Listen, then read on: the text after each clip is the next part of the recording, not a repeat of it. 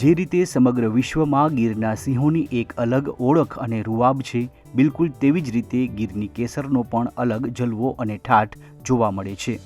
સમગ્ર વિશ્વમાં સ્વાદના રસિકો આજે પણ ગીરની કેસર કેરી સિઝનમાં ખાવા માટે આખું વર્ષ રાહ જોતા હોય છે।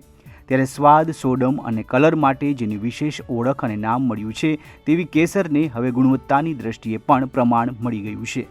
ભારત સરકાર દ્વારા જામકા ગીરના પ્રગતિશીલ ખેડૂત પરસોત્તમભાઈ અને તેના પુત્ર કિશન સિદ્ધપરાને તમામ નીતિ નિયમો અને ફળની ગુણવત્તા, સુગંધ અને પલ્પના કલરને ધ્યાનમાં રાખીને તેમના દ્વારા ઉત્પાદિત થતી કેસર કેરીને જીઆઈ ટેગ નંબર 185/1 અને 185/2 આપવામાં આવ્યા છે।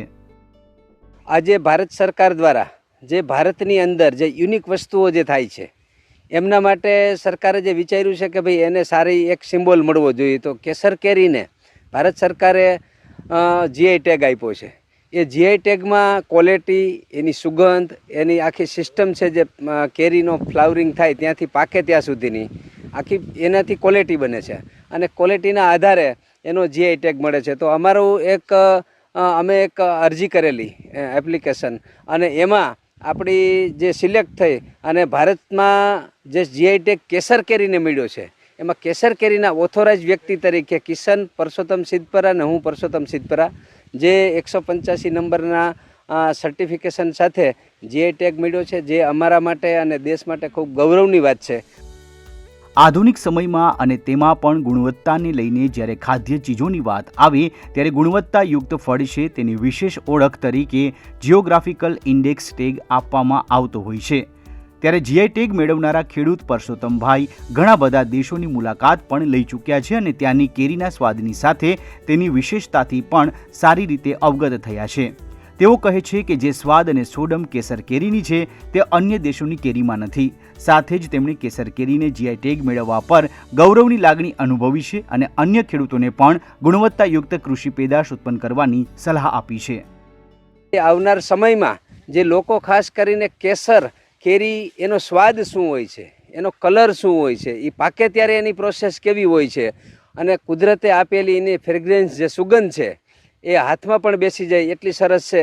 તો એ આખી કેવી રીતે નિર્માણ થાય, તો એને પ્રાકૃતિક પદ્ધતિથી, દેશી ખાતરોથી, કલ્ચરોથી એને આખી ડેવલપ કરી અને બેગિંગ પણ કરતા હતા 50% બેગોમાં, કે 50% કેરી અઠવાડિયું 10 દિવસ વહેલી પાકે અને અઠવાડિયું 10 દિવસ જે બેગિંગ વગર કેરી છે ખુલ્લી, એ અઠવાડિયા પછી પાકે। તો ખેડૂતને 20 દિવસ 25 દિવસનો સમય મળે, તો એને આવક પણ સારી થાય, ક્વોલિટી સારી બનાવો। તો આજે જે કેસરનું નામ જે બદનામ થઈ રહ્યું છે, જે કેમિકલ પ્રોસેસથી પકવવામાં આવે છે અને લોકો એમ કહે છે કેસરની પાછળ ભાગે છે, પણ ખાધા પછી એને જે આત્મસંતોષ નથી થતો, એ આત્મસંતોષ કરવાની જવાબદારી ખેડૂતોની છે। તો ખેડૂત મિત્રોને મારી નમ્ર વિનંતી છે કે એક વખત પ્રકૃતિના આખા સાનિધ્યમાં એની પ્રોસેસથી જે કેસર કેરી તૈયાર થાય છે અને કયા સમયે પાણી આપવું છે, કયા સમયે એને ખોરાક આપવો છે, કયા સમયે એનું પ્રુનિંગ કરવું છે, જો કેસર કેરીને આવી રીતે કરે તો કેસરનો જે ટેસ્ટ છે એણે વિશ્વમાં જે ડંકો મગાડ્યો છે, હું ઘણા બધા દેશમાં પણ જઈ આવ્યો છું અને ત્યાંની કેરીઓ પણ ટેસ્ટ કરી છે, પણ આપણી કેસર તો કેસર છે। એટલે ભારત સરકારે એનું ગૌરવ માટે જીઆઈ ટેગ આપ્યો છે અને ભારતનું ગૌરવ કેસર કેરી છે અને ખેડૂત તરીકે અમને જે જીઆઈ ટેગ મળ્યો છે તો ભારત સરકારના ખૂબ ખૂબ આભારી છીએ કે જે આ ક્વોલિટીને જીઆઈ ટેગ સુધી લઈ ગયા। કેસર કેરીને ફાર્મથી બજાર સુધી લઈ જવા માટે ખૂબ જ માવજત અને મહેનત કરવી પડે છે। ત્યારે ખેડૂત પરસોત્તમભાઈએ કેસર કેરી પાછળ થતી તબક્કાવાર પ્રક્રિયા જણાવી હતી।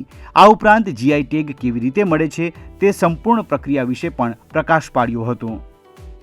આખી જ્યારે ફ્લાવરિંગ સ્ટેજ હોય એની પહેલાંથી આંબાની માવજતની તૈયારી કરવી પડતી હોય છે।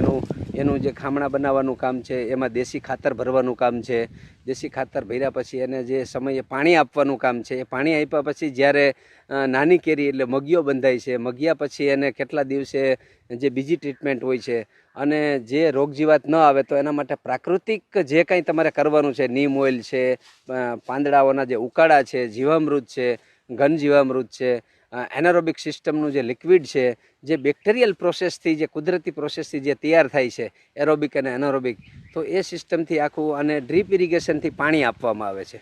પછી કેરી જ્યારે જેમ જેમ મોટી થતી જાય છે, ખાખડી બંધાય છે, તો ખાખડી હોય ત્યારે જ્યારે સોપારીથી મોટી થાય ચીકુ જેવડી, ત્યારે એને બેગિંગ પણ કરી શકો છો. બેગિંગથી તમને 8-10 દિવસ પાક છે એ વહેલો પાકશે, તો કેમિકલ નાખવાની કોઈ જરૂરિયાત રહેતી નથી. અને 50% જે બેગિંગ વગરની કેરી છે તો લાંબી સિઝન પણ ચાલે, તો ગ્રાહકોને પણ લાંબો સમય સુધી કેરી ખાવા મળે અને ખેડૂતોનો ભાવ પણ જળવાઈ રહે. બીજું કે જ્યારે કેરી તૈયાર કરીએ છીએ ત્યારે ફ્રૂટને જ માત્ર મહત્ત્વ આપવું અને મોટું બનાવવું, આકર્ષક બનાવવું, તો એ વસ્તુ ખોટી છે. જ્યારે કેરીની અંદર ગોઠલું બંધાય છે, જારી, અમે દેશી ભાષામાં એને કહીએ કે જારી પડી ગઈ, હવે જ્યારે અથાણાની સિઝન આવે ત્યારથી આંબાઓને પાણી આપવાનું બંધ કરીએ છીએ. જ્યારે પાણી બંધ કરો છો પછી એને જે ઉતારવાની જે સિસ્ટમ છે, તો એ પાણી બંધ કરો તો પાણીની માત્રા પણ ફ્રૂટની સાઇઝ પ્રમાણે બરાબર રહેશે, ટેસ્ટ જળવાય છે. પછી જ્યારે એને ઉતારવાની પ્રોસેસ છે તો કુદરતી અહીંથી એનું ઇન્ડિકેશન આપ્યું છે. તો આ કેરીને 1 સેન્ટીમીટર લાંબા ડીટ રાખીને ઉતારવી જોઈએ. અંદરનો જે એસિડ છે એ બહાર ન નીકળવો જોઈએ, કારણ કે જેમ જેમ કેરી પાકે એમ એસિડ અંદર ડાયલ્યુટ થાય અને કેરીની અંદરની સુગંધ અને સોડમ છે તે જળવાઈ રહેશે. જો આવા પેરામીટર બધા રાખે તો બીજા પણ જે ક્વોલિટી બનાવશે તો એ પણ જીઆઈ ટેગમાં પ્રાપ્ત કરી શકશે. આ તમારે જીઆઈ ટેગ માટે સૌ પહેલાં તો તમારે એક એપ્લિકેશન કરવાની હોય છે. એ એપ્લિકેશન કર્યા પછી એમને તમારા સર્વે નંબરમાં કેટલા આંબા છે, તમારું ખાતેદાર ખેડૂત તરીકેનું સર્ટિફિકેટ, તમારી 7/12માં કેટલા આંબા છે, પાણીપત્રકમાં આંબા છે, કઈ વેરાયટીના છે, તો એ બધું તમારે એના ડિટેલિંગ મોકલવું પડે અને ત્યાર પછી આપને જીઆઈ ટેગ મળતો હોય છે. જીઆઈ ટેગને જે ધારાધોરણ મુજબ જે જીઆઈ ટેગ ભારત સરકારે કેસરને આપ્યો છે, ભારતના ખેડૂતો જે કેસર કેરી પકાવે છે એ આખી જીઆઈ ટેગની પ્રોસેસ પ્રમાણે જો એમાં જાય તો જીઆઈ ટેગ દ્વારા ભારતની કેસર કેરી છે તે વિશ્વમાં ડંકો વગાડે એવો એનો ટેસ્ટ ને સુગંધ છે. તો એક કેસરને નવી ઓળખ મળી છે, જે ખેડૂતો માટે અને દેશ માટે ખૂબ ગૌરવની વાત છે. ગીર પંથક કેસર કેરીનો ગઢ ગણાય છે.